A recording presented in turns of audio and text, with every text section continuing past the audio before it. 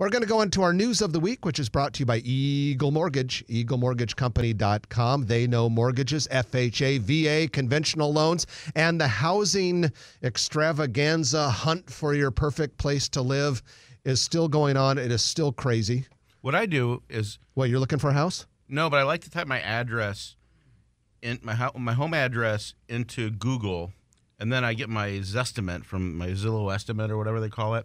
And it just keeps on going up and up, and it's like... What the hell does that have to do with Eagle Mortgage? Well, because then I say, okay, at a certain price I'm going to sell. Even though it's virtual, like my avatar, I look at it, and I say, well, gee, 50,000 more, and I'm out of here. Okay, but where would you live? Mom's listening, so she's got room. Your mom does have a nice big basement. That's true. It's got a 3/4 bath. EagleMortgageCompany.com is how you get a hold of them online or at 114th and Davenport Street. Well, the University of Nebraska Medical Center has announced that it's making progress with its plans to renovate the former Omaha Steel Works property. This is the abandoned industrial old steel manufacturing plant west of the Med Center. They have selected Green Slate Development of Omaha and Coble and Company of Denver to redevelop that project. We've talked about it a little bit before, but this is going to be this innovation hub where UNMC researchers and people from the community will work together to take some of the ideas and the research results at the Med Center and turn it into viable products to for-profit companies. Now, this facility will be a $45 million project, 140,000 square feet, and multi-use. It won't just be innovation and office space. Inside this thing, they're also going to have a food hall, a market, an event center. It's going to be pretty cool. And the other thing, Trenton, is this is just going to be a part of an entire complex of buildings that the Med Center and Nebraska Medicine have planned west of Saddle Creek. We keep hearing that eventually, right on the corner, southwest corner of 44th and Saddle Creek, or rather, you could actually, I should say probably more like Saddle Creek and Douglas on the southwest corner, like a 9 to 12 story administrative tower there. Right. And of course, on the southeast corner is what we've been talking about a lot this year, and that is the eventual next project, which would be $2.7 billion. I mean, if you have to have a complex, this is a positive complex. And with that, we'll go on to our next story. We now know the name of the $100 million plus performing arts venue that is under construction on the previous surface parking lot surrounded by 11th, 12th, Capitol, Ave, and Dodge Street. Steelhouse. Well, Steelhouse Omaha, actually, is going to be the official name. But what do you think? What do you think of the name? I think it'll grow on people. I don't mind it. It's interesting that it doesn't have like Kiewit in front of it or Walter Scott or something like that. Or someone. Yeah, which Holland. Yeah, the Holland Steelhouse Omaha. And if it wasn't Steelhouse, it would have been Brick House Omaha. But I'm with you. I like the name. I think Steelhouse Omaha actually sounds really cool. But I'm shocked that it doesn't have a major donor name on it. Maybe it will eventually. The Steelhouse Omaha by Trenton B. Magid Foundation. Yeah, thank you. That does exist. But maybe it would be like maybe there's a guy named Gordon Steelhouse or Clara Steelhouse or something like that. The Clarence Steelhouse and Family Omaha. Yeah, but anyway, it's a great facility. This thing, we've talked about it before. It is under construction.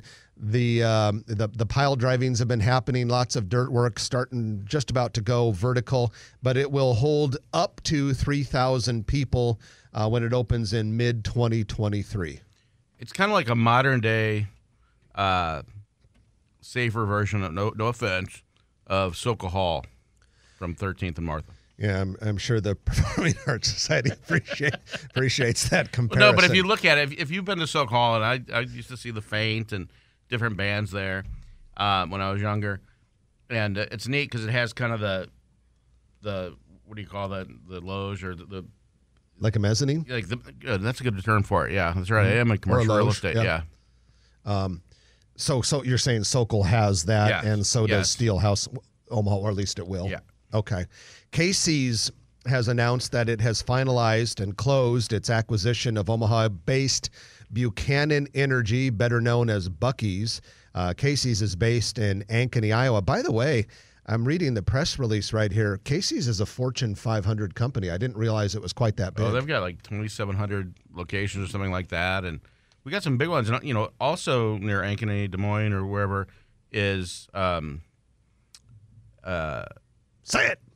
Come and Go. Oh, Come and Go has a huge, not as big, a big headquarters there, but they're very sizable. And I'm proud of my friend and our friend Steve Buchanan, and he started with one store that the Anderson, Ray Anderson Inc. sold to him probably 40-something years ago, right at 50th and Dodge, and that one will stay a Buchanan run property. He also has the brake shop at 48th and Dodge, and then he'll have about 78th and Dodge as well. He's going to keep that one? Yeah, he'll keep those. The one right on the little triangle by Children's? Those are gas stations and service facilities, and then the brake shop as well.